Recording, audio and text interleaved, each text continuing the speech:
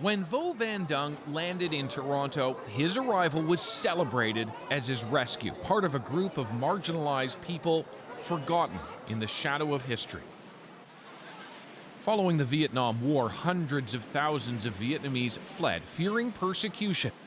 Many ended up with a new life in Canada, but others weren't so lucky. Landing in Thailand, stateless, unable to legally work, always in danger of arrest. Welcome to Canada. Yeah. Until a few years ago, after an appeal by US-based advocacy group Voice, Canada opened its door once again to more than 100 people. Then Immigration Minister Jason Kenney even there to greet them. I welcome you to this beautiful country. Thank you.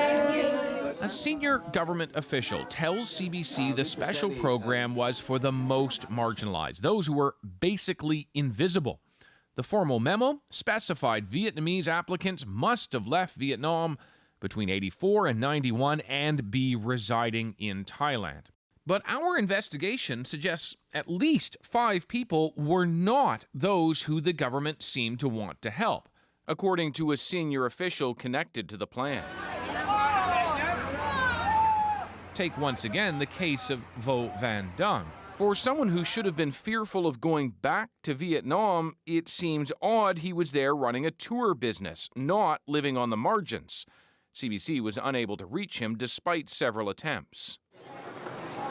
Another arrival, Sabe King, ran a jewelry and crafts business. According to his business associate, he lived in Cambodia, though King denied that when we reached him, and claiming when he arrived that his life in Thailand had been very challenging.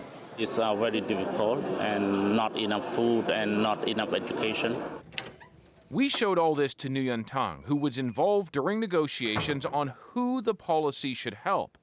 When he looks at who ultimately came in, some of those we showed him were not who he expected. None of those cases would be eligible under this temporary special program. Many of these people claim they are stranded in Thailand and should have been on Canada's radar. But they allege in this Facebook video that advocacy group Voice put more privileged Vietnamese on the list.